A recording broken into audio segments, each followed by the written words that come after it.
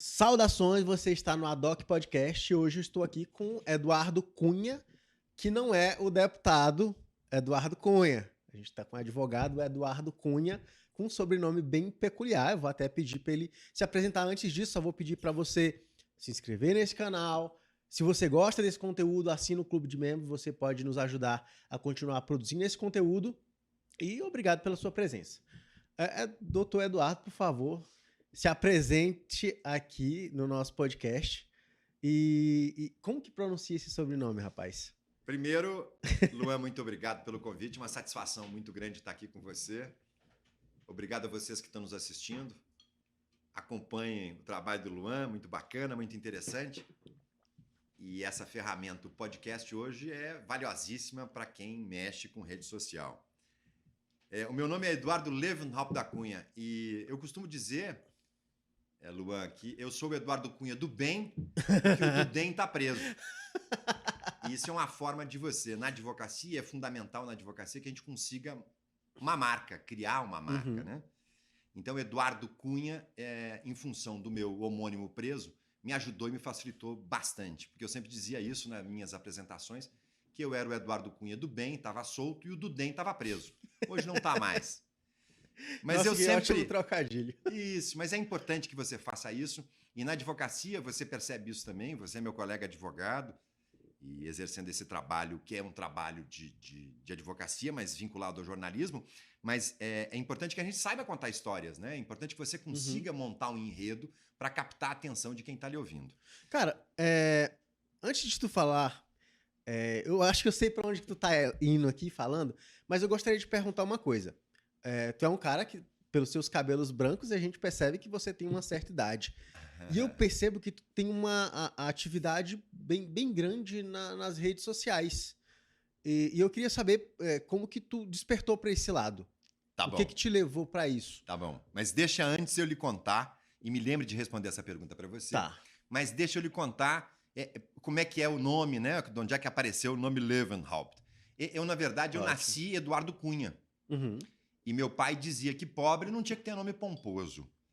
E eu assim fui até os meus 18. Aí quando eu fiz o curso, a inscrição para o vestibular de Direito, eu vim para Brasília, com 17 para 18 anos, passei no vestibular. Tu era de onde? Eu vim do Rio Grande do Sul para cá. Eu sou gaúcho, nasci no Rio Grande do Sul. Gremista desde o nascimento, igual meu colega Pierre Tramontini, que me acolhe aqui hoje com muito carinho, que acolhe inclusive a você, acolhe o podcast aqui. Que acolhe o podcast. Nosso podcast é gravado aqui no escritório do Tramontini Advocacia, tá?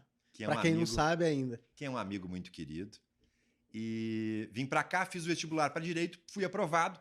E aí, quando eu fui aprovado, meu pai me disse, então, que eu, com Eduardo Cunha, com aquele nome, é uma premonição, meu pai já é falecido, já tem 7 anos, mas meu pai me disse que, me chamando Eduardo Cunha, eu não teria sucesso na profissão, então que era necessário que nós incrementássemos o meu nome e trouxéssemos o sobrenome de minha mãe, que é Levenhaupt. Meu avô veio fugido da Primeira Grande Guerra, chamava-se Otto Levenhaupt, e minha mãe chama-se Ute Levenhaupt.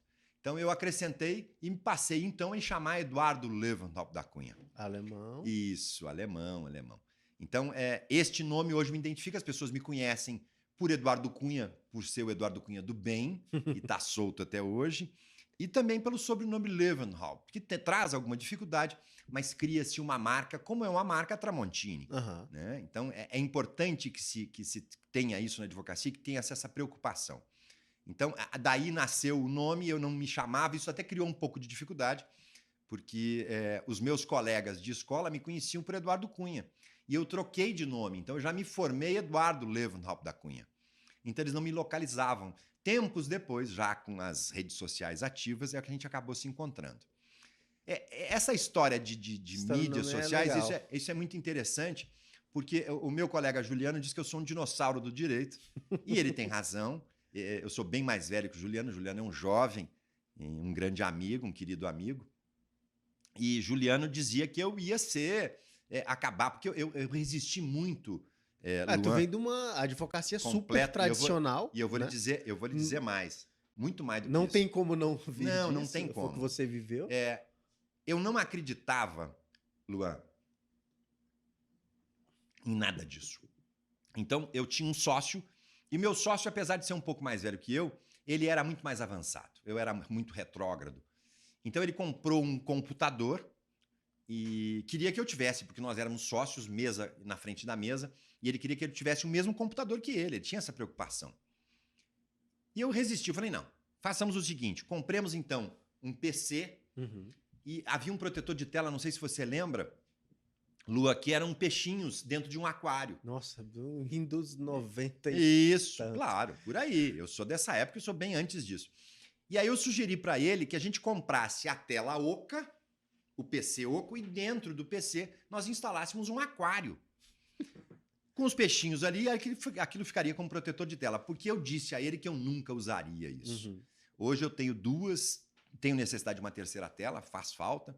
E se a gente pudesse, a gente teria uma quarta. Então, evoluiu-se muito.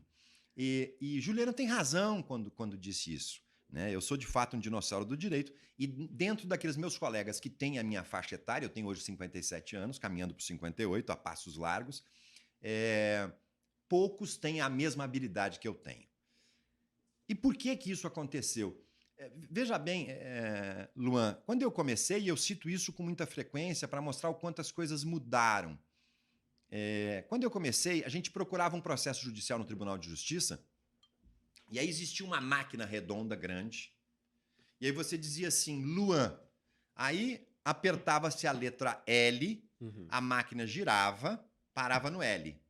Aí a pessoa procurava Laura, Lenise, Luiz, Luan. Aí levantava a fichinha, a de trás, porque você tinha que voltar a ficha para o mesmo lugar. Depois, senão você perdia completamente o controle do processo. Assim que era o controle do processo. E aí tinha lá, processo número tal, Luan contra fulano. É isso mesmo. Foi concluído ontem, doutor. Anotado a lápis. Eu comecei a advogar em 1984. Eu já era estagiário, me formei em 86. E eu comecei como estagiário na Terra Cap. Isso também rende uma boa história. Então, as coisas mudaram muito. É porque a Terra Cap é que reparte as terras aqui. Não por isso. E eu vou lhe dizer por quê. Tem um aspecto gastronômico, uma necessidade, de fato, de alimentação. E eu vou lhe explicar por quê. Mas essas coisas mudaram de forma tão rápida e eu nunca acreditei no processo unicamente digital. E hoje eu sou um grande apaixonado pelo processo digital e fiz audiências e sustentações orais em Fortaleza, onde eu tive recentemente por 12, 13 dias. E fiz como se estivesse no meu escritório em Brasília, não tinha nenhum problema. Mas o que a gente percebe? As modificações tecnológicas, elas aconteciam de uma geração para outra. O que eu quero dizer com isso? O meu avô, Dorival, que não tinha formação, ele era autodidata, ele aprendeu a escrever, aprendeu a se comunicar sozinho, ele não teve instrução nenhuma, ele era analfabeto. Depois, no fim da vida, ele publicou um livro. Mas o meu avô escrevia numa máquina de escrever Olivetti, que era uma máquina portátil, você abria ela assim, tinha um zíperzinho, você abria um zíperzinho, você andava com ela de um lugar para outro. O meu pai usou essa máquina de escrever e eu usei essa máquina de escrever. Ou seja, 3 gerações usaram o mesmo tipo de equipamento, e aquilo era um equipamento. Depois disso, meu avô já não conheceu, tinha Facite, tinha Olivetti com esfera. Eu lembro que as esferas a gente tinha que tirar porque senão levava, então você tinha que guardar as esferas. A máquina sem a esfera não funcionava. Você mesmo não lembra disso. Eu já vi em vídeo, lógico, né? Mas... Para você ver para você ver como as coisas evoluíram. Hoje em dia não existe mais. Brasília tinha um curso de datilografia, Lua, que chamava Sarmento. Todo mundo fazia. O curso para a prova de magistratura, a última prova era uma prova de sentença. Eu nunca fiz, mas já vi. Nunca tive intenção de ser magistrado, exceto pelo 5º, que eu acho que é uma função diferente. Mas o átrio do tribunal ele ficava recheado de mesas com máquinas de escrever elétricas, já eram elétricas, e os candidatos tinham que datilografar sua sentença. Hoje em dia, qualquer um datilografa. Qualquer um faz. Eu mesmo faço. A função da secretária, que era quem fazia petições para a gente, porque eu, quando tinha meu escritório, e tinha secretária para fazer isso, eu pegava um papel ofício e dobrava ele em 8. E aí eu escrevia aqui, ia virando, e aí virava. Então ficavam 8 tiras de papel e ela ia acompanhando e virando. E ela que datilografava. Me trazia, eu corrigia e ela batia de novo. Hoje nada disso existe porque você, com o Word, você faz qualquer tipo de peça com um trabalho muito bem feito, com muita tranquilidade. e sem a necessidade de secretária. Você tem necessidade de secretária no escritório para cumprir outras tarefas, mas não mais nessa não mais. Então, aquela secretária datilógrafa que existia antigamente não existe mais. A questão da Terracap, eu vim para Brasília, fiz o curso de Direito e eu queria ser estagiário, eu precisava ser estagiário. Então, eu comecei fazendo alguns estágios, eu trabalhava na Câmara dos Deputados de manhã, trabalhava na Câmara dos Deputados à tarde, eu estudava de manhã na UNB, fazia ciência política na UNB, e trabalhava à tarde na Câmara dos Deputados. Terminou isso, eu comecei a fazer estágios. Fiz estágio no CNPq, no Conselho Nacional de Petróleo, na Procuradoria da Fazenda, e fiz um estágio na Terracap. E por que o estágio da Terracap? Primeiro, era muito bem remunerado, era um bom estágio. E segundo, eles ofereciam um almoço, na época tinha uma associação de servidores, o almoço era hoje como se fosse R$1. Uhum. E era um almoço de uma qualidade excepcional. Foi lá que eu conheci frango à suprema, eu nunca tinha comido isso. E era um almoço, um serviço de tamanha qualidade que tinha essa especialidade, ou seja, não eram pratos, não eram arroz, feijão, ou ovo e bife, não era isso. Eram pratos sempre muito bem feitos. Então isso me chamou a atenção no estágio, porque eu gastava muito pouco e era muito bem remunerado e era próximo do tribunal. Então eram 12 ou 13 advogados e eu era o único estagiário e com isso eu acumulava serviço e ganhava muito mais do que a remuneração, eu ganhava conhecimento. Tinham grandes advogados, alguns já falecidos, outros ainda em atividade, mas todos grandes advogados e com quem eu aprendi muito. Então eu saía depois do almoço, eu saía da Terracap, atravessava a Praça do Buriti e ia até o Tribunal de Justiça. Na época só haviam 4 varas da Fazenda. Então eu levava todos os processos físicos com petição, levava os que eu conseguia levar debaixo do braço, atravessava aquele pedaço e ia até o Tribunal de Justiça. Conseguia porque realmente era pesado, né? Porque todo... Calhamaço. Se você imagina, eram 12 ou 14 advogados. Se cada um me devolvesse 1 ou 2 processos, seriam de 14 a 28 processos para carregar. Então, e as petições eram feitas em 2 vias, porque você tinha que trazer uma segunda via protocolada. Então, você ia com 28 processos e voltava com 28 petições protocoladas para poder juntar num arquivo físico também, né? Hoje nada mais disso existe. Então, eu comecei com isso em 1983 para 84. E nessa época, não tem tanto tempo assim, você nasceu acho que um pouco depois disso. Pouquinho, 91. Então, nessa época, ainda existia esse tipo de controle de processo, ou seja, era incapaz que alguém pudesse imaginar o que se tem hoje com o processo digital, que é fabuloso, né? Que é maravilhoso e completamente implementado. E eu resisti muito. Então, por isso que o Juliano me disse que eu sou um dinossauro. Mas a gente começou falando disso, Luan, porque você me perguntou como é que eu entrei nisso e como é que eu aprendi. Como que você despertou seu interesse aí para as redes foi uma coisa interessante, foi muito empírico. Hoje eu tenho uma ajuda muito grande do meu filho, que tem uma cabeça completamente diferente da minha, muito menos refratário que eu para essas coisas, conhece muito mais do que eu. Nós temos um outro colega advogado, Reuel, que nos ajuda também um pouco nessa área. Mas eu comecei de uma forma muito empírica e hoje as pessoas reconhecem que, mesmo tendo sido feito de uma forma empírica, eu consegui um bom resultado. Uhum. Eu comecei com o Facebook e no Facebook eu tinha 5 mil amigos, né? Isso não é nada demais. Mas eu comecei a mexer com o Facebook por conta de uma campanha. Eu já participei de 5 campanhas para o 5º Constitucional. Uhum. E eu tinha ideia de ser representante da advocacia junto ao Tribunal de Justiça como representante do 5º da advocacia.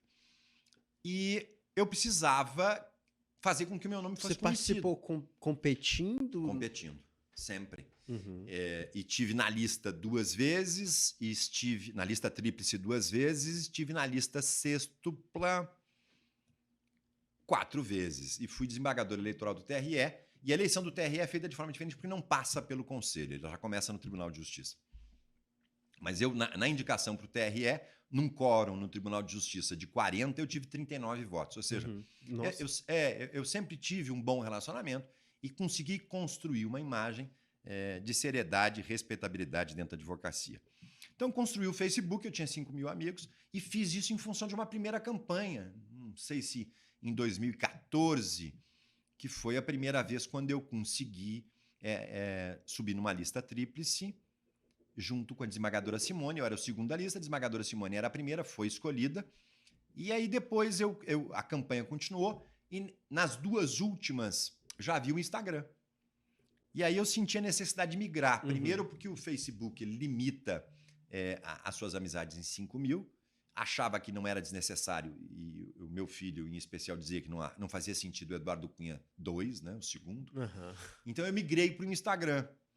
E comecei de uma forma ainda muito empírica, né? Haviam poucos pitacos de quem quer que seja, e eu comecei a construir uma imagem. E em função da campanha, pensando na campanha sempre. E aí, quando as coisas não deram certo, não funcionaram, eu participei de uma da penúltima campanha, não consegui. Na última, eu fui muito bem, tive na lista tríplice, mas o presidente entendeu por escolher o desembargador Robson, que hoje nos representa no tribunal. Mas o Instagram já estava muito ativo. E aí eu percebi que não era mais o meu sonho, né? O sonho já tinha acabado. Eu não vejo mais nenhuma possibilidade de voltar a compor nenhuma lista, não tenho essa pretensão de forma nenhuma. E eu queria continuar crescendo no Instagram, porque acho que é indispensável hoje. Hoje, se você não souber mexer com as mídias, você vai acabar sendo esquecido na advocacia. Então, é uma vitrine indispensável. Então, a jovem advocacia hoje me pergunta como é que faz. E eu falo, primeiro você tem que criar uma mídia social muito forte, você tem que estar muito presente e você tem que aparecer. E quem é visto é lembrado. Isso é um ditado que os nossos avós diziam. Mas hoje o quem é visto é lembrado tem a ver com as mídias. Uhum. Né? Se você não aparece, as pessoas não te conhecem. Então hoje eu sou muito mais conhecido pelas mídias do que pessoalmente. Né? E veio a pandemia, Luan. E aí, mais do que nunca, você percebeu, e todos nós percebemos, a necessidade de que fôssemos visíveis. Então, hoje, você consegue ter visibilidade no mundo todo, e eu cito isso nos meus cursos, da necessidade, a gente vai falar disso daqui a pouco, da oratória, mas eu fui contratado por gente que estava fora do Brasil me assistindo ao vivo. Legal. Ou seja, a limitação que antes você tinha, que era natural, que era física, né? Só quem te conhece é quem está próximo de você. Hoje isso não existe mais, porque quem te conhece, normalmente, muito mais gente te conhece, sem que você saiba e sem que você os conheça e sem que estejam próximos de você. Porque a internet não tem muros, ela não tem limites, e ela permite que você, esse seu podcast, ele pode ser ouvido por qualquer pessoa em qualquer lugar no mundo. Né? Tendo internet, ele vai conseguir acessar. E este podcast vai atrás de convidados pelo Instagram. Que é lá que tu vê que as pessoas existem. É lá que tu vê que as pessoas existem. Para você ver como aquela percepção que eu tive é verdadeira, não tem jeito. Hoje em dia, se você não souber manusear isso, é claro que hoje eu tenho, além do meu filho, nós temos um pessoal que nos ajuda, tem uma equipe que tem mais conhecimento que a gente e que nos auxilia com alguma orientação. Uhum. Isso é uma necessidade de você tentar profissionalizar. Mas eu sempre tive um Facebook e um Instagram em que eu não transgredi as nossas regras relativas à publicidade.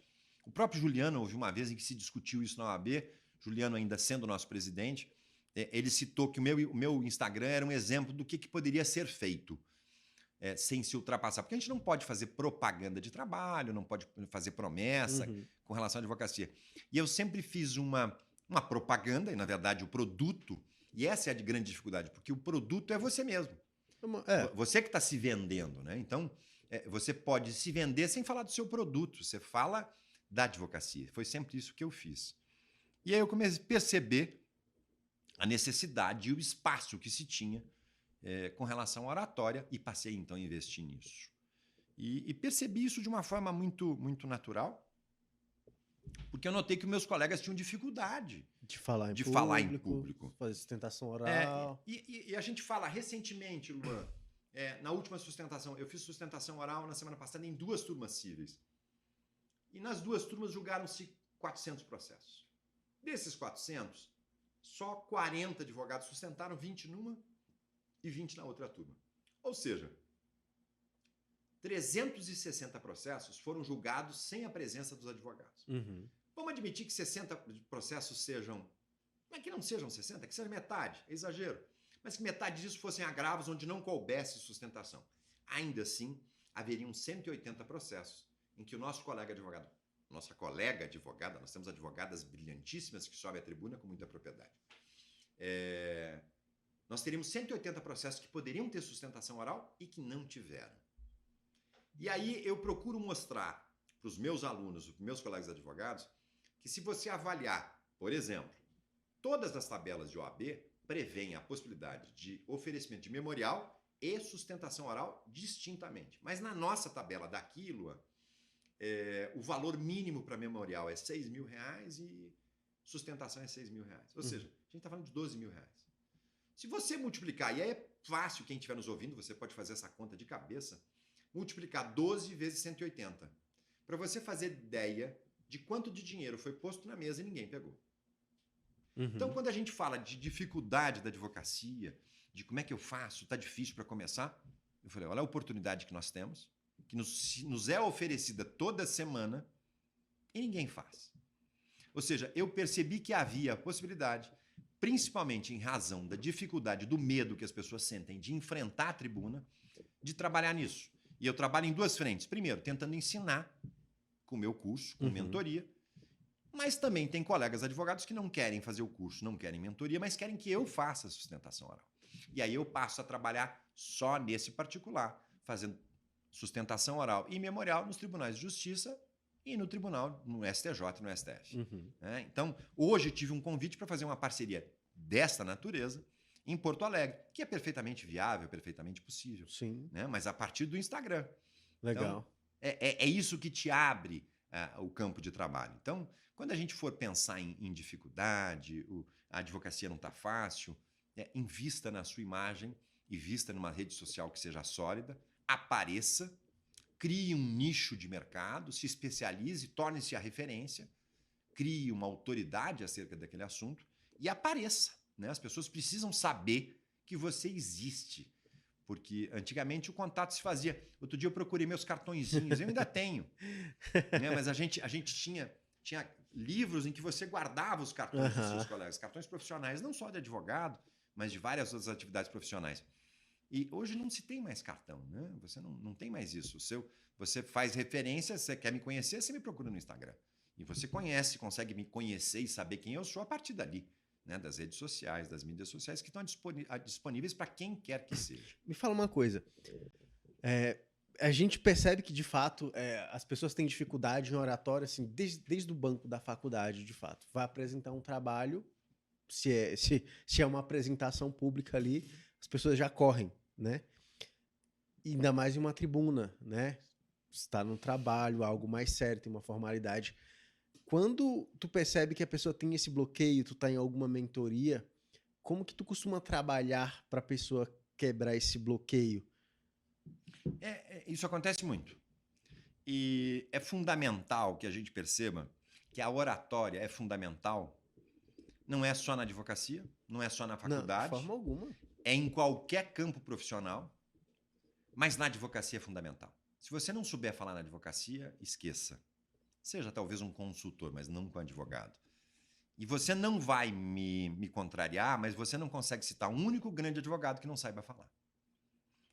Todos os grandes advogados sabem falar e sabem falar bem. Se são conhecidos é porque falam. Falam, é difícil existir um grande advogado que só peticiona.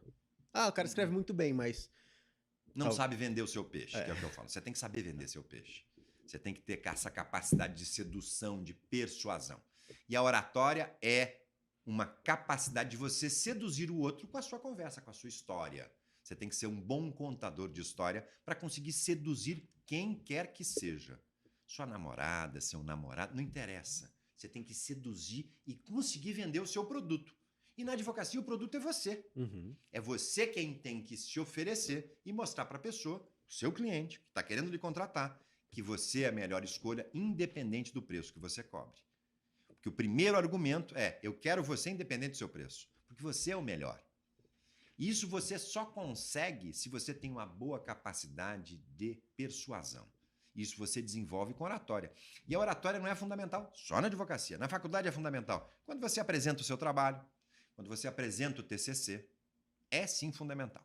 E existem algumas dificuldades, Luan, que são insuperáveis para mim, tecnicamente, porque tem pessoas que não conseguem, mas que precisam, então, a ajuda de um psicólogo, de uma psicóloga, que poderá lhes ajudar para que eles consigam superar esse bloqueio.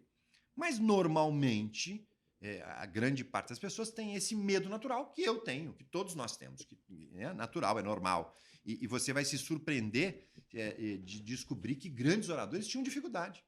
tinham medo, sentiam medo e sentem medo. Eu sinto medo. E o que provoca o medo, principalmente? O que provoca o medo, principalmente, é o desconhecido. Desconhecido de quê? Eu tenho medo. Eu tenho um único medo, eu acho. É o desconhecido. O que me assusta, Luan, sabe? É eu chegar na varanda de casa e enxergar o pátio escuro, não saber se tem alguém lá, e alguém que está lá me enxerga. Para mim, é o desconhecido. Isso eu tenho medo. Fora isso, eu não tenho medo. É disso e de avião. De avião eu morro de medo também. Mas tirando isso, não. Avião já rendeu belas histórias. Mas o desconhecido de todos os aspectos. Qual é o primeiro desconhecido que te assusta? É o tema. Para você falar sobre o que quer que seja, você tem que conhecer. Não me peça para falar sobre física quântica, porque eu vou parecer um bobo, um tolo, conversando sobre um assunto que eu não conheço. Agora, se a gente for discutir qualquer coisa que diga respeito à oratória, que é hoje sobre o tema que eu me especializei, eu tenho segurança, eu tenho tranquilidade. Então, quando você fala sobre o que você conhece, você vai apresentar o TCC. Se prepare. Se prepare. Mas eu estou com medo. Mas primeiro você estude. Você tem que conhecer profundamente o tema para poder se apresentar. Depois nós vamos pensar na apresentação. Estudou? Se preparou? Prepara a base. Isso, você tem que ter conhecimento sobre o tema. Segundo, conhecer o ambiente que você se apresenta. Quem são os professores? São seus colegas de trabalho, seus professores com os quais você já esteve. Ou seja, isso cria uma facilidade. Mas você tem que estar ambientado. Você tem que saber como é que as coisas acontecem. Assista uma apresentação de um colega antes. Sente lá. O TCC ano que vem, professor. Assista o dos seus colegas desse ano. Sente lá, é público. Assista para ver como é que eles se comportam e o que você pode fazer. Comece a combater o desconhecido. Isso é fundamental. Se você chegar sem conhecer o tema, sem saber quem são os professores, numa faculdade que você nunca esteve, provavelmente você será vítima de um grande desastre. É certo. Agora, você se preparou, você estudou, você conhece o ambiente. O que você precisa fazer? Você precisa treinar. Você precisa se exercitar. Antigamente, Luan, eu tinha ao lado da minha cama um pequeno gravador. E às vezes à noite eu me lembrava de alguma coisa, eu gravava. Hoje em dia, todos nós temos um gravador ao nosso lado. Não há nenhum de nós que não ande com o celular na mão. Geralmente está do lado mesmo da cama à noite, né? Porque antigamente você tinha rádio-relógio, hoje você desperta com o seu telefone. O rádio-relógio, além de lhe mostrar as horas, ele tinha música. E você colocava um timer. Hoje você tem Spotify. Você escuta a música que você quiser. Você pode, inclusive, escutar o seu podcast no meu celular. Né? Isso é uma opção tranquila. Você pode escolher música, você pode programar para o seu telefone desligar. Então, hoje em dia você tem essa possibilidade. Então, primeira coisa que você tem que fazer, conheceu, estude, conheça o ambiente, monte a estrutura e grave, se escute. Quando você se ouvir, você vai perceber aqueles vícios de linguagem tão comuns que a gente comete sem perceber, mas que você só vai notar quando você se ouvir. Você fala, poxa, mas eu falei 3 né aqui em 1 minuto. Poxa, eu tenho que corrigir isso. Então, percebe muito rápido. Na hora você muito vai... rápido. Então, você está começando a se preparar. Aí você grava a outra, esquece essa. Quando é que você vai ouvir? Quando você estiver tomando banho, você liga o seu telefone e fique se ouvindo. Quando você está dirigindo, não mexa no telefone, mas deixe a gravação do seu TCC gravada, se escute. Fala, eu preciso melhorar isso. Quando eu chegar em casa, quando eu chegar no escritório, eu vou mudar essa parte aqui, porque está mal redigida. Não está compreensível. Depois que você se ouviu e que você foi juízo e crítico do seu desempenho, procure uma pessoa próxima. Chame seu pai, sua mãe, sua namorada, seu namorado. Chame alguém próximo a você e diz, olha, você pode me escutar um pouquinho? Vou fazer uma apresentação para você, que você faça um juízo crítico para mim. E aí você se apresenta. Você vai fazer isso na sua casa ou no seu escritório, com uma pessoa próxima, ou seja, aqueles elementos iniciais do desconhecido já deixaram de existir. Começam a se clarear. Você tem conhecimento do tema e você está treinando. Não pense você que existe discurso de improviso. Não, não existe. A gente já sabe, já se planeja o que pode acontecer. Nada é pior para um bom orador que o inesperado, você ser surpreendido pelo que quer que seja. Então, quando você tem destaque em alguma coisa, você já se planeja e se prepara, porque pode ser que alguém lhe chame para que você faça um discurso. Então, esteja preparado. É claro que com o tempo, Luan, você adquire bagagem, você adquire jogo de cintura suficiente para sair de qualquer situação, né? Mas Mas o que tu tá falando aí, assim, acabo percebendo porque eu gravo podcast e os primeiros eu tinha que gravar e editar. Pega água pra ele, por favor. Eu tinha que gravar e editar o podcast. por favor, Pedro. Então eu me escutava e eu que tinha que corrigir os meus vícios de linguagem.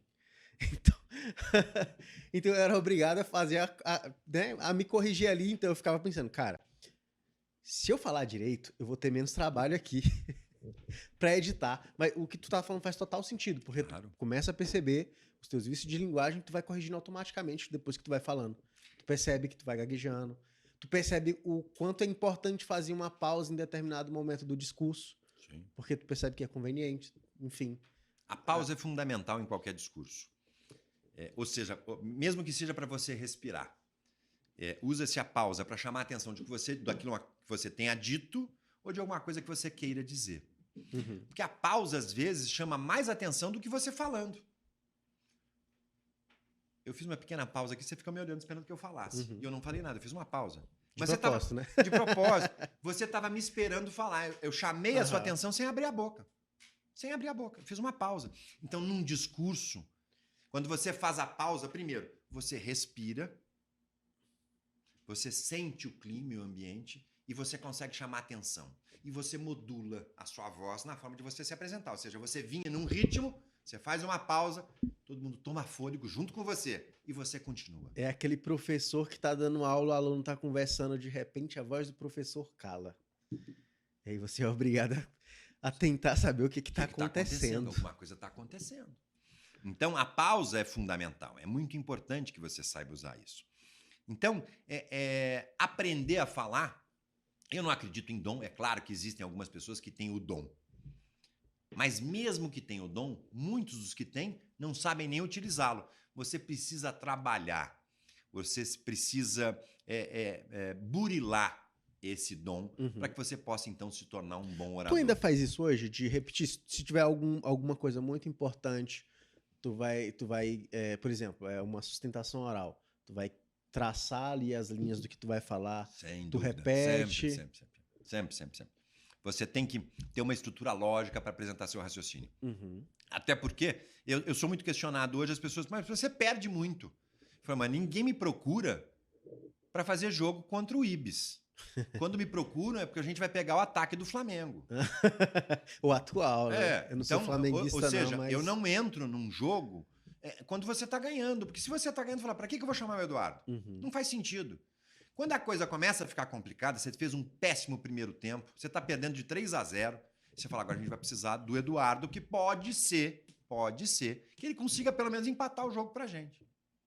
E às vezes eu não consigo, não tem mais jeito de mudar o jogo. Uhum. Então eu tenho perdido, sim, mas a sustentação oral, eu sempre digo, é fundamental. E geralmente, isso via sustentação oral, quando as pessoas te chamam, geralmente é para isso? Hoje eu tenho feito muito só sustentação oral e só acompanhamento de tribunal de processos em tribunais de justiça. Uhum. É distribuído o processo, eu passo a acompanhar. Faço memorial e sustentação. Só a sustentação é um pouco mais complicado, porque a pessoa te procura uma semana antes. Que legal. E aí você tem que... É muito mais difícil você se preparar. Uhum. Quando você faz o memorial, e o memorial é o primeiro passo para a sustentação oral. Então eu sempre digo, Luan, o maior erro se tratando de sustentação oral é não fazer a sustentação oral. Isso é importante. Realmente eu percebo na advocacia, muita gente acaba dispensando a sustentação oral pelo pensamento de que por que eu vou falar se eles já fizeram juízo de valor sobre a causa? Isso não é verdade. Isso não é verdade. Eu acho fundamental, primeiro, por 2 motivos. Primeiro, porque isso não é verdade, e porque a gente pode ser surpreendido. E aí chega um momento crucial e você está tranquilo, o nome disso é soberba. Você fala, ganhei, a sentença belíssima, para que eu vou subir a tribuna? Estou muito tranquilo. Aí o cliente te liga, e aí, doutor, é hoje? É hoje. O senhor vai sustentar? Não, para quê? Para que eu vou sustentar? Sai o julgamento e você toma um 3-0. E aí você tem que ligar para o seu cliente. Você, mas doutor, o senhor não falou que estava tranquilo? Eu disse, pois é, mas não foi bem assim. Isso pode acontecer? Acontece com frequência. A gente fica achando que já ganhou, não entra em campo e leva um 3-0 fácil. Então, mesmo que você perca, e a finalidade da sustentação oral não é reverter resultado, e não se promete resultado nem na advocacia, muito menos na sustentação oral. Não é isso. Mas o fundamental, Lu, é o seguinte, é você dizer para o seu cliente, quando ele te liga, doutor, é hoje à tarde? É sim, eu estou me preparando. Depois a gente se fala. E você termina a sua preparação, seu estudo, se apresenta, você perde. Mas quando você ligar para o seu cliente, você vai poder ter a tranquilidade de dizer para eles, fiz tudo que era possível e ainda assim nós perdemos. Agora, pense você leva um 3-0, liga para o seu cliente e o seu cliente pergunta, mas doutor, você sustentou, né? Não sustentei. E aí você vai levar uma dúvida para o resto da sua vida e ninguém vai conseguir responder. Será se eu tivesse subido na tribuna não teria sido diferente? Será que eu não teria conseguido chamar atenção para algum detalhe que era importante e que não foi destacado? E você não terá outra oportunidade de fazer isso. Era só aquela. Então, é preciso, primeiro, que o advogado despenda todo o esforço necessário para conseguir o melhor resultado possível para o seu cliente. Isso é indispensável. Então, não acredite que o resultado já está certo. Eu já consegui mudar voto de relator. Já houve relator que, depois da sustentação oral, tirou o processo de pauta para reexaminá-lo. Legal. Mas eu já consegui também virar. Antigamente nós tínhamos embargos infringentes, hoje nós estamos no 942, mas eu já consegui, contra o voto do relator, apresentar a minha versão dos fatos e ganhar também. Por 2-1 e depois em sede de embargos, confirmar a decisão. Então, isso acontece. Mas não é por isso que a gente deve fazer a sustentação oral. A gente deve fazer a sustentação oral porque faz parte do exercício da advocacia. Então, quando você é contratado e quando você já utilizou dos instrumentos necessários para a oratória para conseguir vender o seu peixe, eu já falei isso 3 vezes para você, e essa é a nossa função, porque a gente não pode esquecer que a nossa atividade é uma atividade mercantil. Eu vivo disso há 35 anos. Então, eu tenho que negociar e vender o meu produto. E eu tenho que saber fazer isso. Então, quando a pessoa me procura, ela tem que se acreditar e confiar que o resultado será o melhor possível. Não dou garantia de vitória, não é isso. Mas ela quer e precisa ter do seu lado alguém em quem ela confie, em quem brigue pelo direito dela como se ela estivesse brigando. E é para isso que você vai ser pago. Para você subir na tribuna e, com muita paixão, defender o direito do seu cliente, que lhe pagou e que pagou as suas despesas de 1, 2, 3 meses atrás. Então, você tem que se empenhar e dedicar para conseguir o melhor resultado possível. É fundamental. Geralmente, qual é o mercado que te procura para tentar melhorar a oratória? Mercado que eu falo porque existem os novos advogados, existem aqueles que já têm uma certa carreira, mas ainda tem dificuldade na advocacia. São mais jovens, os mais São jovens. mais jovens. São os mais jovens. Tu acha que que tem um mercado grande para esse tipo de atuação? Sem dúvida nenhuma. Vamos imaginar, Luan, e isso não é mentira, isso não é um exercício de imaginação. Nós temos 2 milhões de advogados. Se você imaginar que somente 10% disso faz sustentação oral, você tem um universo, um mercado, um nicho de 1.800.000. Em Brasília, você tem 70 mil advogados. Atuando, você deve ter de 20 a 25 mil. Desses 25 mil, só 2.500 se animam a fazer sustentação oral. Mas dos 2.500, metade tem medo e não faz. Então, só 1.250 advogados sobem na tribuna. Os outros não sobem. Você quer mercado melhor do que esse? Ou seja, é o que eu falo para os meus alunos. Você fez aquela conta que eu te pedi? 180 vezes 12? Eu não fiz, mas basta fazer, dá mais de 1 milhão, dá mais de 1,5 milhão. Ou seja, Luan, você tinha 1,5 milhão na mesa e ninguém pegou. Ninguém pegou. E no meu curso, quando as pessoas contratam o curso, e eu digo, olha, com a primeira contratação você paga o meu curso 10 vezes. E os alunos falam, professor, fui contratado essa semana para uma sustentação oral. Ela vai acontecer daqui a 1 ano, daqui a 2 anos, não sei. Mas quando a sustentação acontecer, ele vai ser remunerado por isso. Então ele vai ter tempo para se preparar. Mas, ao celebrar o contrato, ele já previu que, havendo recurso e sendo o recurso examinado em sede de apelação, ele, advogado, se comprometeu a subir na tribuna. E vai ser remunerado por isso. Então pense você é contratado, recebe seus honorários iniciais, pactua com seu cliente que na distribuição dos memoriais, e eu estou falando de valores mínimos da OAB-DF, R$6.000, pode procurar.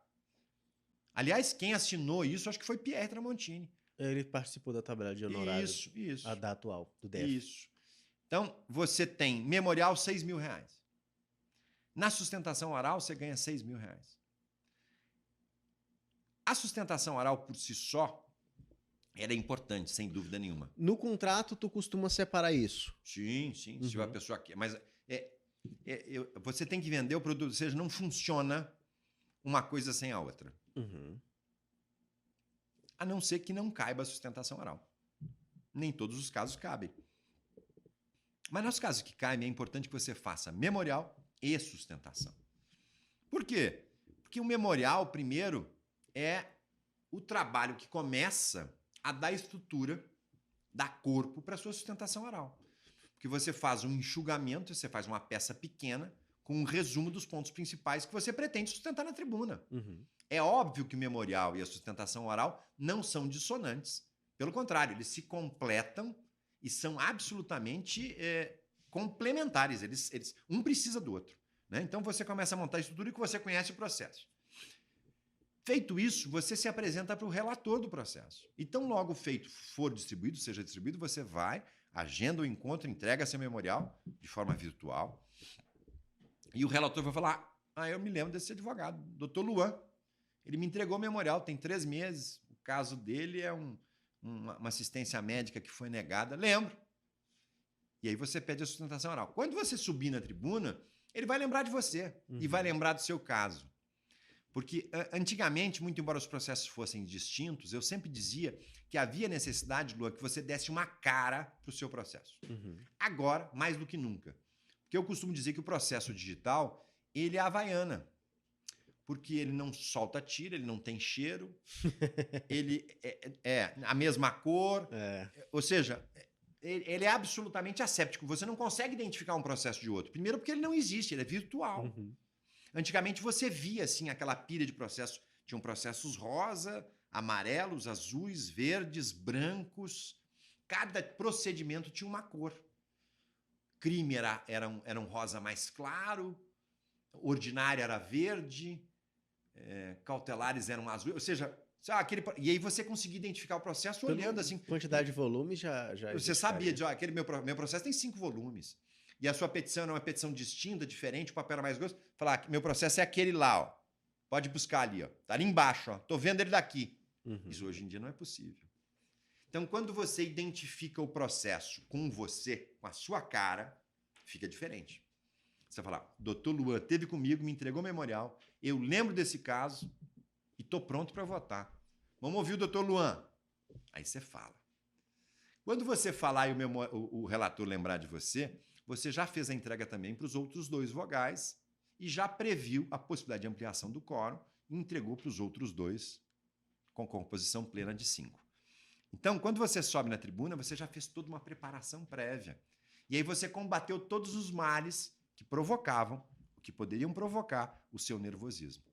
Então, você conheceu o relator, você conheceu os integrantes da turma, você assistiu os julgamentos anteriores, igual eu pedi para o colega acompanhar os TCCs da turma anterior, assista os julgamentos da sessão anterior, das 2 sessões anteriores, para você ver como é que seus colegas se comportam. E onde é que você vai ver isso? No YouTube. Tá lá. Só você entrar no Tribunal de Justiça e tá lá. Ou seja, é muito fácil você conseguir acesso a esse tipo de informação. É muito fácil você se preparar para fazer um trabalho distinto. E hoje isso, Lu, é mais importante do que qualquer outra coisa. Antigamente você não tinha, e eu dizia, e me preocupa muito, se você perceber, Luan, os julgamentos no Supremo de antes e depois da TV são completamente distintos. Você tinha antes, na composição plena, você tinha um relator votando e os demais acompanhavam. Para divergir, você tinha que fazer um laudo, um voto substancioso. Hoje em dia, até para concordar, você se manifesta com um voto de 30, 40 laudas. Você está sendo visto ao vivo. Então, isso mudou completamente a relação. Toda a diferença. Então, hoje em dia, você tem que tomar muito cuidado, porque ao contrário do que acontecia antigamente, e eu já fiz sustentação oral, que foram verdadeiros desastres. Haviam vezes em que eu tinha muito mais de 5, 6 sustentações. Eu cuidei muito do mercado segurador durante muito tempo. Fui advogado de seguradora há muito tempo. E aí eu me confundi e eu fiz uma sustentação oral num processo e, na verdade, era no outro. Nossa. E o relator permitiu, era um relator conhecido, formou-se comigo, muito querido. Ele deve ter ficado sem entender nada, mas não me interrompeu. Estava falando tão Me bem do deixou negócio. falar por 15 minutos sobre um tema que não tinha nada a ver com o que estava sendo objeto de discussão. E, ao final, ele me disse, doutor Eduardo, o senhor deve estar cometendo um equívoco. O que está se discutindo aqui é a morte da Bezerra. E o senhor está falando de um acidente de carro. Eu lhe confesso que não sei do que o senhor está falando, muito embora o senhor tenha falado muito bem, mas não se aplica aqui. Então, se isso fosse hoje, isso ia virar um meme. Isso ia viralizar. Com toda certeza. Com toda certeza. Essa gurizada fala. Então, você tinha um ambiente fechado e dentro daquele ambiente é que as coisas aconteciam. Não se tinha gravador, não se tinha telefone. Se não tivesse ninguém lá, não haveriam testemunhas. Então, a coisa ficava muito restrita. Hoje em dia, não. Então, hoje em dia, você tem vários casos de advogado que fez sustentação dentro de carro, deitado em rede, um colega baiano. Você teve advogado que comemorou a negativa de uma ordem de um HC.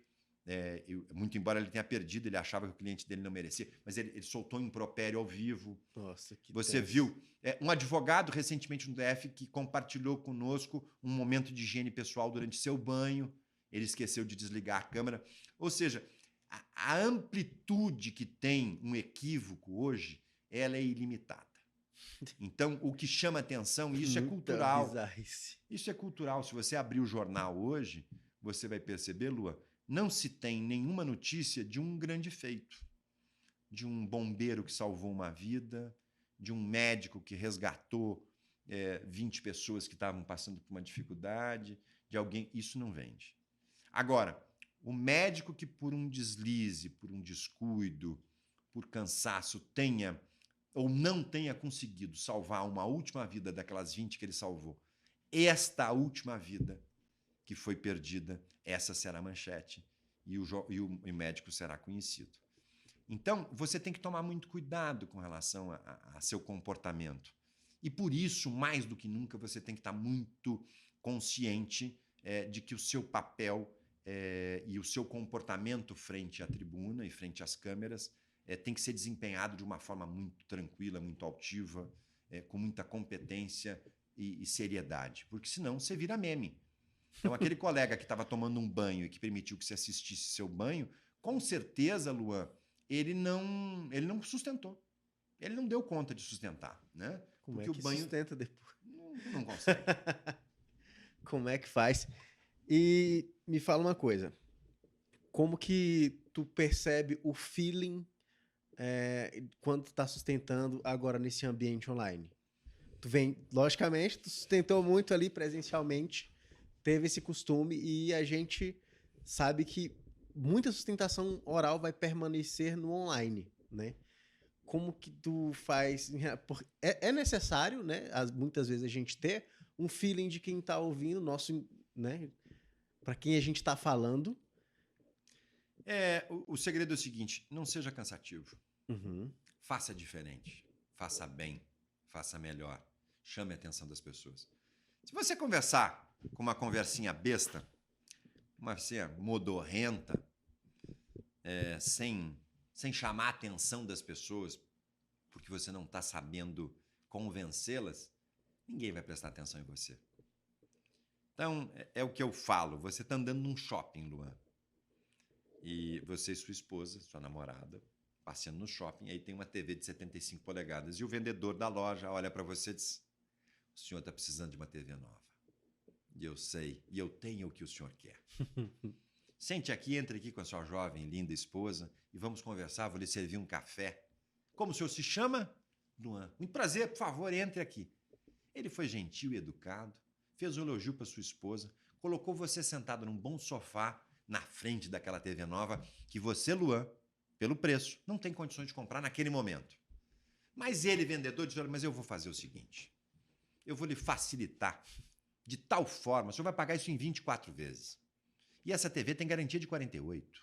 E ela tem isso e tem aquilo. E você que não queria, não tinha necessidade e não tinha condições de comprar, em 24 vezes, falou, mas espera aí, uma TV dessa, 75 polegadas, eu vou levar. Agora, pense bem, ele vendeu o peixe dele. Agora, se ele passa, você passando com a sua namorada, na frente da loja, ele, de camisa aberta, mal vestido, mal enjambrado, se apresentando mal, é grosseiro com você, é grosseiro com a sua esposa, faz uma piadinha machista, misógina, você nem na loja vai entrar, capaz que você compre uma briga com esse sujeito. Você nem sabe se ele estava vendendo ou não a televisão. O que ele ganhou com isso? Nada. Agora, ele quando foi sedutor, e o que ele fez foi isso, ele usou da sedução, do convencimento, da persuasão, para trazer você para o ambiente dele e para vender o produto dele, e você comprou. E isso que o advogado tem que fazer.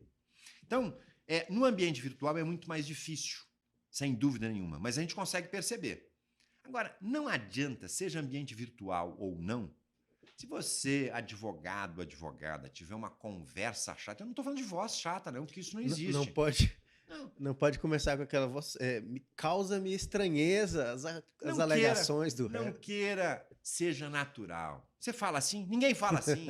Ninguém fala assim. Então, seja natural. Naturalidade é um dos segredos de uma boa oratória. Seja natural. Então, quando você subir na tribuna, mostre paixão. Mostre-se emocionado pela causa. Mostre que você quer vender aquela TV de 75 polegadas e ninguém ali quer comprar. Ninguém ali tem intenção. Ninguém ali tem dinheiro. E no final, você vai facilitar a venda para todo mundo e todo mundo compra a sua TV. É essa a sua função como Tu ia orador. falar uma coisa e eu te interrompi. Mas muita gente deve olhar você falando e deve dizer, cara, com a voz que tu tem é fácil tu falar de oratória. A voz influencia muito pouco. A voz influencia muito pouco. Se você não tiver mensagem, se você não souber o que dizer, de nada te adianta uma boa voz. Você pode ter uma voz muito feia, mas se você tiver boas histórias para contar, as pessoas te ouvem e esquecem a sua voz bonita ou feia. Isso não interessa. Isso é irrelevante. Randolph Rodrigues, senador, tinha uma voz muito feia, trabalhou, fez um trabalho com fonoaudiologia, com uma fonoaudióloga, não sei, mas a voz dele tá diferente. Tá melhor, tá mais bonita. Mas mesmo que assim não fosse, sempre que ele fala, a gente presta atenção nele. Ele tem alguma coisa para dizer. Você pode gostar ou não dele, mas ele tem alguma coisa para dizer. Ele não fala bobagem. Mensagem. Mensagem é tudo. Simpatia, gentileza. Eu sempre digo, seja gentil e educado. Trate as pessoas pelo seu próprio nome. Quantas vezes eu já falei Luan aqui? Diversas. Você falou doutor, várias. Eduardo, nenhuma. Não. Eduardo é muito mais bonito que doutor. E o doutor eu não gosto. E nós somos colegas. Corrigirei, meu Não, por favor, não é reprimenda. Mas é uma forma de trabalhar e de chamar a sua atenção. Realmente. E eu tô aqui para isso. E não existe música mais bonita para os seus ouvidos do que Luan. Não existe. E eu tenho um aluno de mentoria que me pergunta, mas você não trata ninguém por cara? Eu falei, não. Mas por quê? Eu falei, não, porque você tem nome, pô. Eu falei, cara, várias vezes. Eu falei, você tem nome. E não existe nada mais bonito. E esse aluno em especial tem um nome muito particular. Não existe nada mais bonito, do que o seu próprio nome. É isso que você carrega. E o seu nome carrega história. Desde que você nasceu. O seu nome foi escolhido e pensado durante 9 meses. Pelo seu pai e pela sua mãe, que são as pessoas mais importantes na sua vida. Então ele tem um valor emocional muito grande. Por isso que eu falo, Luan, Pombas, é importante. Então, quando você está no julgamento, mesmo que virtual, no telepresencial é muito mais fácil, porque você chama, e existem outros elementos. Mas, desembargador fulano, Vossa Excelência, recentemente, se manifestou sobre esse tema. E muito embora tenha divergido, naquele caso, Vossa Excelência corretamente avaliou em sentido contrário. Mas lhe digo por quê, que neste caso há necessidade que se faça uma avaliação diferente. Mas você chamou a atenção dele, falou, de que julgamento que ele está falando? E eu estava aqui jogando no Freecell, sei lá, né? Ouvindo o nome. Opa! Desembargadora fulana. Desembargador fulano. Primeira coisa que o vendedor da TV te fez, o que foi? Qual é seu nome? Luan. Falou, Luan, senta aqui comigo. Ele não falou psiu, cara. Se ele falar psiu, cara, ele não vende TV para ninguém. Agora, quando ele chamar Luan e perguntar, e a senhora, como se chama? Meus parabéns, sua esposa é muito linda. O senhor está de parabéns. Seu marido é um sujeito muito inteligente. Por favor, sentem-se aqui comigo. Traga um café para o casal aqui. Hoje é o casal mais bonito que entrou na nossa loja. Quem que não fica feliz com isso? Por menos vaidoso que você seja, trate todos bem. Seja gentil com todo mundo, mas seja natural. Então, surpreende-me sobremaneira o comportamento. Você fala, nossa, mas que... Então, o cara botou uma roupa 52 num corpinho 42. Ou seja, tá folgado, você tá sentindo que o cara tá mal enjambrado. Ele não tá se sentindo bem, ele não tá confortável, ele não tá à vontade. Não é ele que tá na tribuna. Então, seja natural. Seja natural, seja você mesmo. Exercite-se e suba na tribuna para você fazer como você faz conversando comigo, como nós dois estamos fazendo aqui. E é isso que eu tento fazer na tribuna. Uhum. Eu já fiz pausa, eu já falei mais alto, eu já falei mais rápido, já falei mais baixo. E eu faço isso na tribuna. Mas aí a gente discute um tema. Então, o tema de direito é esse. Mas é isso que eu faço. E eu tento reproduzir na tribuna o que eu faço nas minhas conversas pessoais, naquilo que eu estou fazendo com você aqui agora. Ou seja, você conseguiu perceber que eu tenho uma voz boa. Não sei se é, mas chama atenção. Claro. É alta.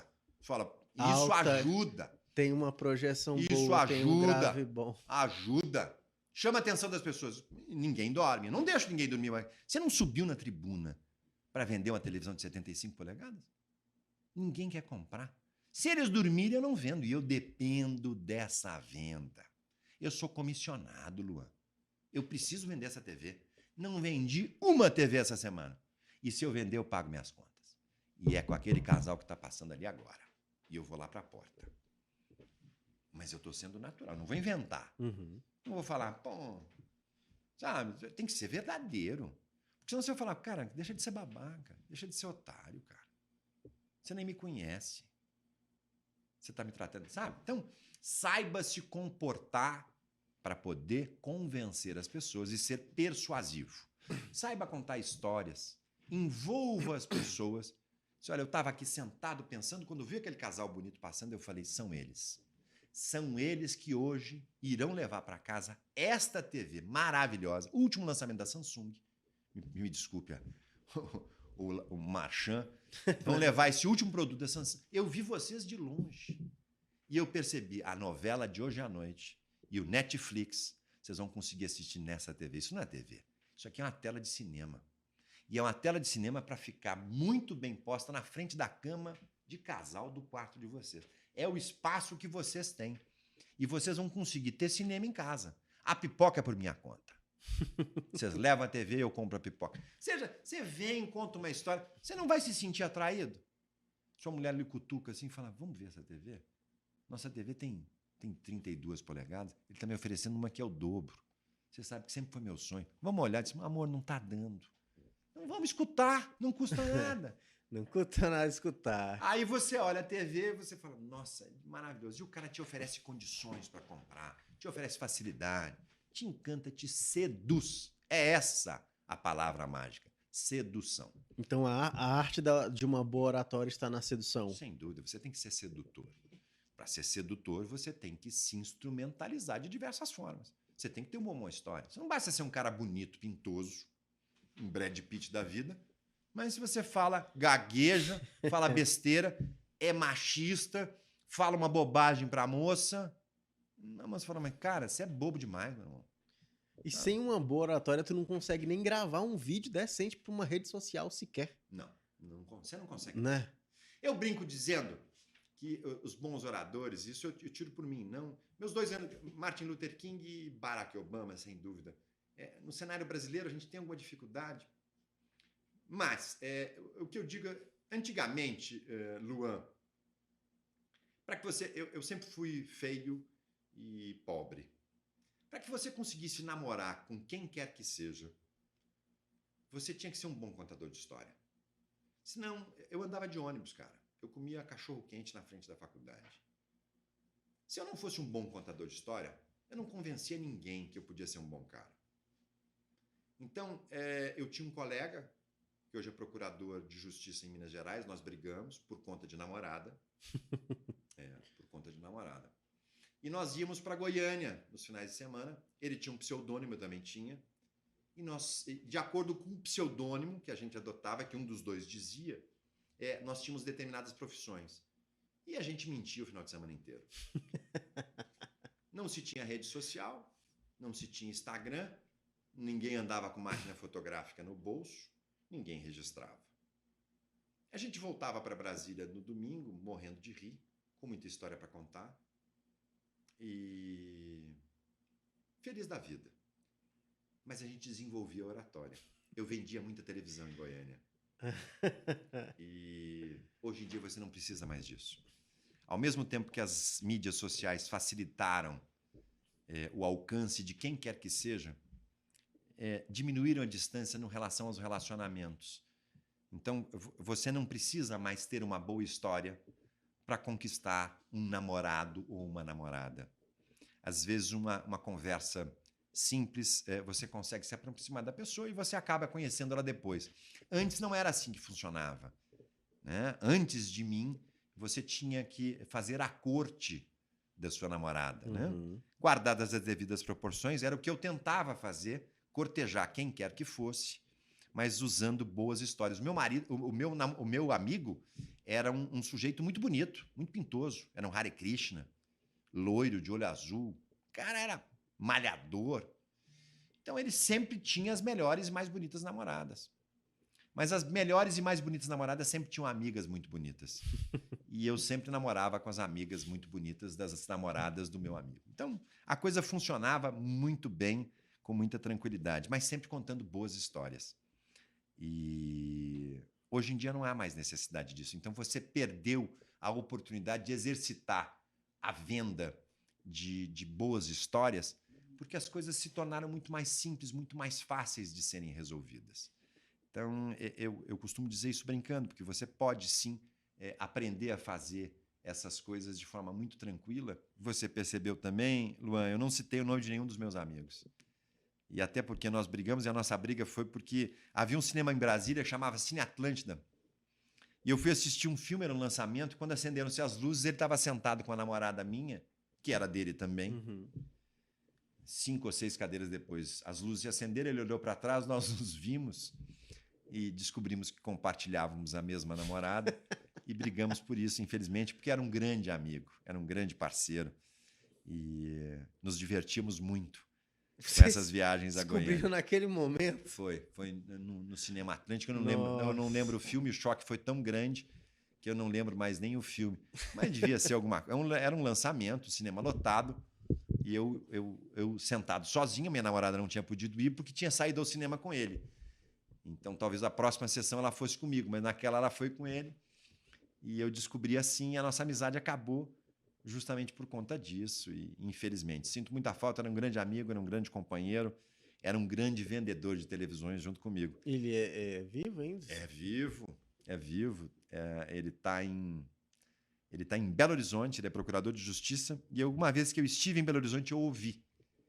E nós perdemos o contato completamente, temos ainda alguns amigos em comum, mas nunca mais nos falamos e nunca mais nos encontramos. Mas era uma grande figura, era um sujeito admirável, um sujeito muito bacana. Fizemos boas viagens e vendemos boas televisões em Goiânia. Foram belos passeios.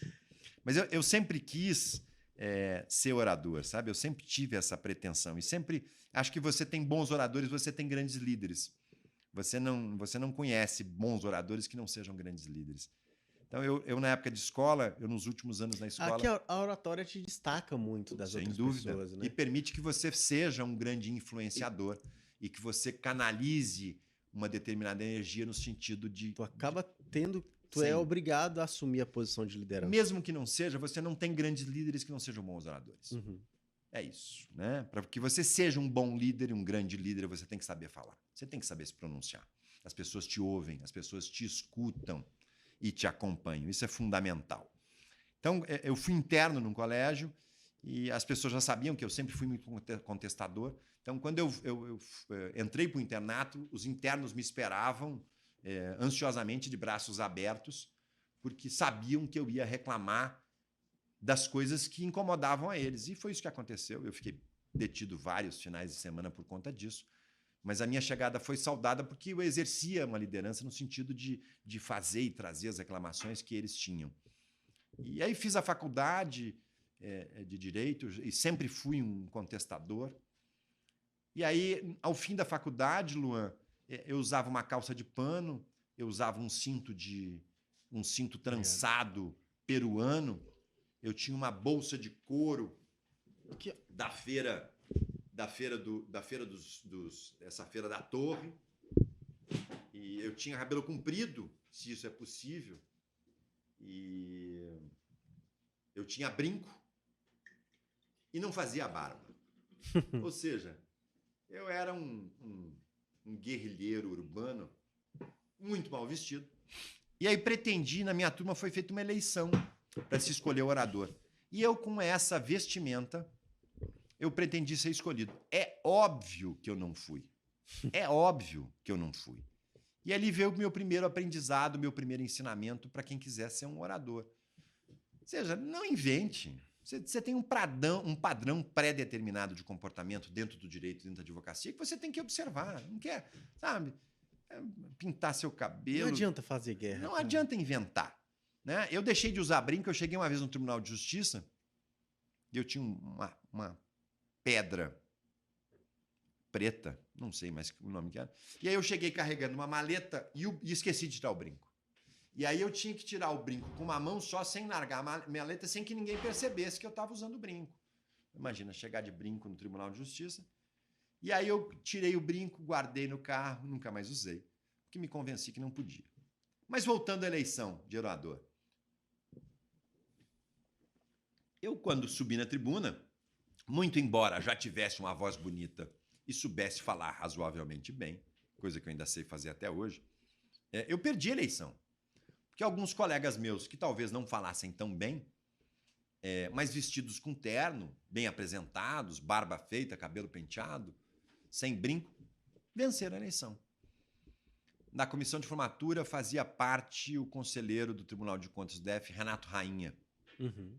Era o nosso presidente. É do TCDF. Renato Rainha, meu colega, meu querido colega, delegado de polícia, e hoje... Eu não sabia que ele era delegado. Ele foi delegado durante um tempo e... Eu não sabia. E acho que a convite de Joaquim Roriz... Já até cogitei convidar ele para cá, está faltando pontes para chegar até ele. Eu falo com ele para você, sem problema nenhum. E Renato era o presidente, e eu perdi. E aí cheguei em casa um pouco desenchavido, aborrecido, e aí resolvi fazer um recurso. Eu tenho esse recurso guardado até hoje. Era um recurso de anulação de eleição com convocação de nova data. E meu pai bateu, eu redigi, meu pai bateu. Eu tenho a segunda via recebida pela comissão de formatura. Eu consegui colher 230 assinaturas. Éramos 300 formandos. Eu anulei a eleição. Cortei cabelo, fiz a barba, tirei o brinco, comprei meu primeiro sapato, comprei meu primeiro terno e fui participar da eleição. E ganhei a eleição. Arrumadinho. Com a mesma voz, com o mesmo discurso. Ou seja, é fundamental você cuidar da sua aparência. Não queira inventar. Não adianta. Né? Seja você mesmo, mas seja... não exagere na postura, não exagere nas roupas, seja discreto, mas aceite o padrão de comportamento do que é aceito dentro da normalidade, porque isso vai te ajudar a vender sua televisão. Uhum. Né? E aí participei, ganhei e fui orador da turma José Sarney. Eu tenho isso gravado em áudio, entreguei para o senador, na época era presidente José Sarney. Estávamos em 1986, Cruzado 1, e o nosso patrono era Paulo Brossard. José Sarney era o nome da nossa turma. E eu falava José Sarney no auditório, o auditório vinha abaixo. Eram apupos, aplausos, gritos, porque era o Cruzado 1. Você não tinha nascido. Não. Meses depois, o presidente Sarney editou o Cruzado 2. E o nome dele, que era ovacionado, passou a ser apedrejado. As pessoas ficaram muito aborrecidas. Se a minha formatura fosse pouco tempo depois, eu não teria tido o mesmo sucesso. E anos depois, alguns anos atrás, eu tive a oportunidade de encontrar com o senador José Sarney e eu entreguei para ele uma mídia, provavelmente ele nunca tenha ouvido, mas do meu discurso, onde eu cito ele e os feitos que tinham sido feitos até então com ele na presidência da República. Então, eu sempre quis ser o orador. Eu sou do Maranhão, né? E lá o Sarney reina. Tem uma história que dizem que Sarney, presidente da República, Luan, e houve uma chuva muito forte no Maranhão, e aí ligaram para o presidente. Falaram, presidente, a situação aqui está muito delicada. Metade do Maranhão está inundada, presidente. E o presidente Sarney perguntou assim, mas é a minha metade? Não é. Então tá tudo bem, toca a ficha. Mas hoje já não é mais a mesma coisa. Deixa rolar. Você tem um governador que é egresso do Ministério Público, que está fazendo um belíssimo trabalho, Flávio Dino, que é nosso colega daqui, que foi reeleito recentemente e enfrentando o clã Sarney. Mas é isso, e essas coisas me motivaram a perceber a necessidade de você saber falar e saber se apresentar. Tu nunca quis entrar para política? Não. Primeiro porque... Estando em Brasília, falando bem dessa forma, com um ciclo de influência de... Não, eu nunca quis. Nunca tive essa pretensão, não. Sabe, Luan? Eu tenho uma resistência muito forte com relação a isso. Minha esposa não concorda, eu aceito, não é esse o motivo principal, mas eu ouço muito minha esposa. Acho que isso é fundamental para o sucesso do meu casamento. E acho que a gente deve, sim, ouvir as mulheres. Elas têm uma sensibilidade muito mais aguçada que a nossa. Então é fundamental. Eu ouço muito minha esposa. Mas eu sempre quis ser advogado. Eu acho que eu briguei com a parteira. Então, ela deve ter me dado uma palmada. Eu, com certeza, a processei. Se não fisicamente, mentalmente, eu reclamei veementemente da postura dela. Eu sempre fui advogado. Eu nunca quis ser outra coisa que não fosse advogado. Nunca quis ser político. E sou muito feliz sendo advogado e cuidando dessas questões menores. Temos um trabalho junto à ordem, eu acompanho, mas não tanto quanto os nossos colegas, que têm um trabalho muito mais sério, mais desenvolvido, e junto à OAB é fundamental. Nós estamos em época de eleição e acredito muito no desprendimento deles, mas eu não consigo ter isso tudo. Uhum. Então, eu sou muito feliz com a advocacia e gasto meu tempo com a advocacia, com a minha família, e sou feliz com isso. Então, acho que nunca quis. Eu, quando tinha 10 anos, Luan, eu escrevi uma redação. 10 anos? Eu tenho ela guardada até hoje. 10 anos, era 1974. E era o que eu estaria fazendo no meu aniversário de 70 anos. Caraca, que profundo. E aí eu escrevi do meu jeito. Eu teria seguido a vida política. Quando eu vim para Brasília, na verdade, foi o direito que me afastou da política. Quando eu vim para Brasília, eu trabalhei com um político, já falecido, e a minha ideia era voltar e continuar o trabalho dele lá. E é até curioso, porque naquela época eu pensava, inclusive, em simular um atentado. E eu não quero dizer que tenha havido simulação de atentado algum, mas eu imaginava simular um atentado para me tornar conhecido na cidade. O jornal da minha cidade, Cachoeira do Sul, chama-se Jornal do Povo, ele circulava terça, quinta e domingo. Uhum. Então eu simularia um atentado na quarta, seria manchete nos jornais na quinta e a eleição seria domingo, as eleições são domingo, e tentaria alavancar uma eleição para a Câmara Municipal. Então, nessa redação, eu não conto do atentado, foi planejado depois, mas anterior ao atentado de Juiz de Fora. E eu seria vereador, deputado estadual, depois prefeito de Cachoeira, e aí depois eu seria presidente do Grêmio. Essa seria a minha aspiração maior. Eu terminaria a minha vida pública sendo presidente do Grêmio e gremista que eu sou. Muito gremista. Mas o futebol é uma coisa tão verdadeira e tão genuína que você pode mudar de profissão, Luan, você pode mudar de cidade, você pode mudar de emprego, você pode mudar de casamento, você pode mudar de esposa, de marido, mas o seu clube de futebol você não muda. Você não encontra ninguém assim, esse ano você vai torcer para quem? Diz, esse ano eu vou ser Vasco. Não. Você vai ser Vasco, você sempre foi Vasco. Morando em Brasília, no Rio, em São Paulo, em São Luís, aonde for você vai ser Vasco. No seu primeiro, no seu segundo, no seu terceiro casamento, você é Vasco. Ou seja, essa paixão pelo futebol que nós temos, e que eu tenho, ela não está sujeita a nenhuma intempérie da vida, seja ela de que natureza for. Então, eu sempre fui gremista, meu pai me fez gremista, assisti bons jogos, fiz meu filho gremista, assistimos grandes jogos do Grêmio no Olímpico, levei ele para assistir e seria muito triste para mim ter dentro de casa um torcedor do Colorado. Essa preocupação eu tinha. Ou do Inter. Isso. Nós gremistas chamamos os torcedores do Inter, são colorados. Tá vendo? São colorados. De estar aqui. São colorados. Nós somos tricolores e eles são colorados. Então, eu não conseguiria suportar ter um filho torcedor do Colorado. Então, eu cuidei para que meu filho fosse torcedor do Grêmio. Tu contou uma história aqui curiosa, antes da gente começar o podcast, sobre Lúcio Costa. Ele foi tu foi advogado do Lúcio Costa? Não, eu trabalhei na Terra Cap e logo que eu formei, eu fui contratado para ser chefe da seção de contratos da Terra Cap. E Lúcio Costa, falecido anos depois, mas em 86 ainda vivo, com certeza, Lúcio Costa passava por uma série de dificuldades financeiras.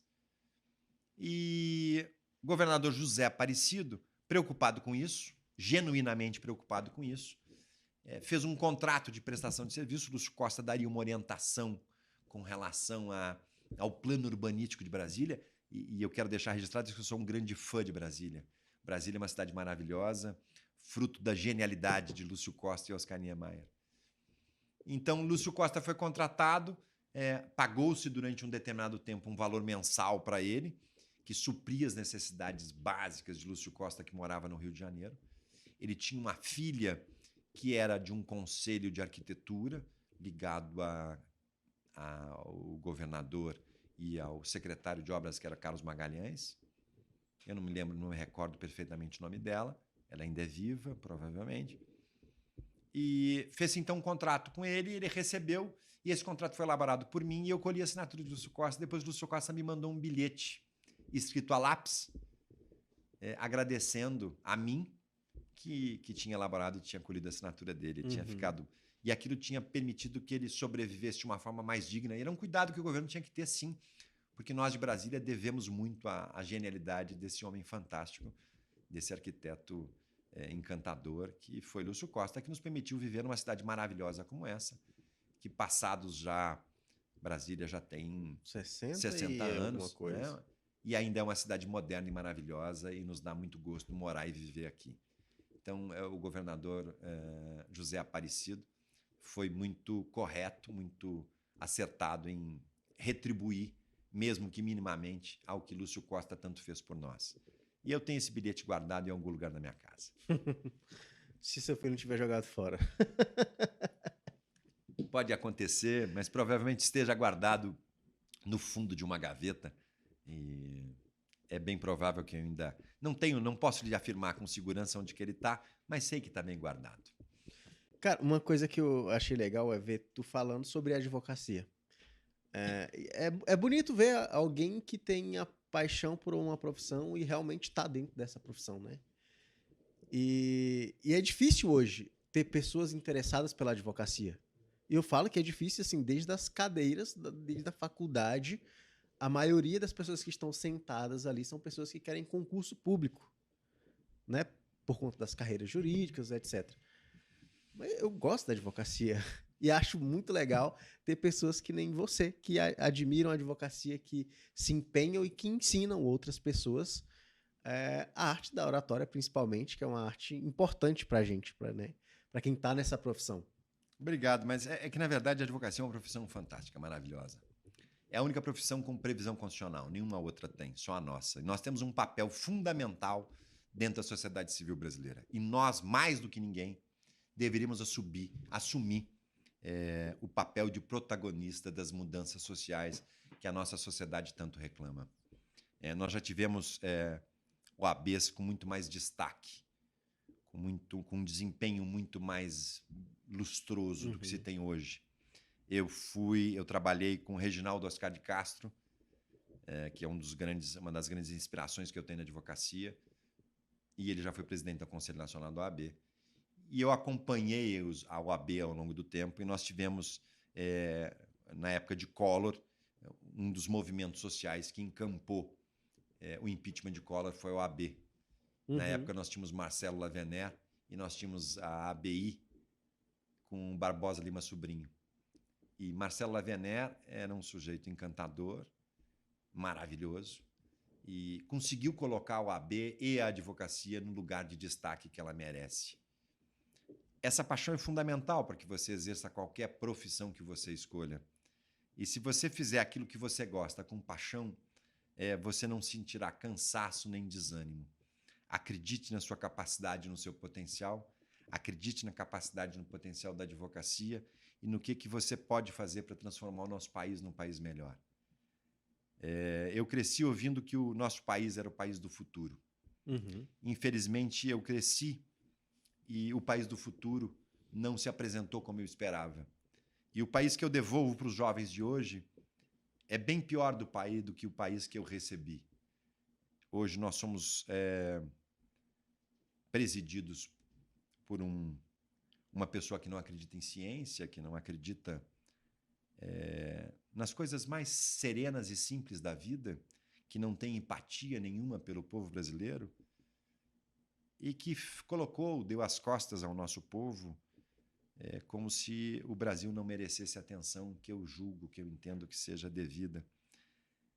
Então, é necessário que a gente tenha uma atuação firme, forte e serena para que o Brasil, de fato, consiga se colocar no lugar que ele merece dentro da história. Porque nós temos um povo valoroso que passa fome, que passa sede, que passa necessidade e que precisa ser ajudado. Então, essas discussões políticas menores nada nos trazem, muito pelo contrário, você tem muita gente passando fome. Eu, você e você que nos assiste, fazemos parte de uma pequena casta de privilegiados que podem ter acesso à internet, que podem ter acesso ao equipamento, que tiveram acesso a estudo de qualidade, que têm acesso à água, luz e esgoto e que moram embaixo de um teto, que dormem com a cabeça no travesseiro e cobertos por um edredom, uma coberta. Grande parte do povo brasileiro não tem essa oportunidade. E é um país maravilhoso, que precisa ser muito mais bem cuidado do que está sendo hoje. A advocacia, mais do que qualquer profissão, exige e te permite que você ajude quem quer que seja a alcançar e a conseguir um Brasil melhor. E esse é o meu objetivo. É isso que eu quero e é isso que eu espero. Que eu possa um dia dizer que o Brasil que eu deixo para minha neta, Maria Eduarda, é melhor do que aquele Brasil que eu recebi. É meu sonho. Quimera. Quero te dizer que foi um prazer muito grande. O prazer foi todo meu, cara. Eu não sei quanto tempo nós tomamos. Já deve estar com 1h40 minutos, eu acho. Então, por favor, eu peço até para você fazer suas alegações finais aqui para a gente encerrar o nosso podcast. O Presença, um bate-papo bem legal, deu para aprender bastante coisas. Começarei a chamar as pessoas pelo nome aqui nesse podcast. Agora as pessoas se chamarão Eduardo e não mais doutor apenas. Isso é bacana, é fundamental. O nome disso é empatia. O pior que eu sei da importância disso e acabo negligenciando. Mas isso é prática e talvez tenha sido necessário, você já tivesse percebido, eu não quis ter essa pretensão longe de mim, corrigir quem quer que seja. Mas você tem que se conscientizar da existência do erro para que você possa corrigi-lo e que isso fique mais fácil para você e seja natural. Porque senão, naturalmente, você erra. Se você corrige, você consegue fazer com que as coisas sejam mais naturais. Eu quero agradecer muito a oportunidade, não lhe conhecia, fiquei muito feliz, muito satisfeito, nunca tinha feito. Penso em criar um podcast também com dicas jurídicas Legal. relativas à oratória. Acho que é bacana. Inclusive, a gente consegue te ajudar com isso também. Que bacana. E eu quero dizer para você que me ouve, que me assiste, primeiro, assista, acredite no nosso país. Eu, quando era menino, Luan, tinha uma loja e antigamente as lojas vendiam de tudo. Do alfinete à peça para o foguete. Sapato, roupa, boneca, brinquedo. E tinha uma placa grande assim que me encantava. Eu ia comprar botão. Eu jogava botão. Tenho até hoje meu time de futebol de botão. E tinha uma placa na parede assim, escrita assim, insista, periga ter. Aquilo me dizia muito. E é isso, é essa mensagem, essas alegações finais que eu quero trazer para você. Insista. Insista em você mesmo, acredite em você mesmo. Insista, acredite no nosso país, acredite num futuro melhor e acredite na sua capacidade de transformar o nosso país num país melhor. Se você é advogado, use o direito para fazer com que mais pessoas possam ter mais qualidade de vida e que a gente consiga viver num país que seja justo, que respeite a democracia, cresça e que consiga trazer a todos o bem-estar que você tem, a possibilidade de usufruir no seu dia a dia. Eu agradeço muito a oportunidade e é você que conseguiu ter a paciência de nos assistir, a mim e a Luan, por mais de 1h30. Muito obrigado e um forte abraço.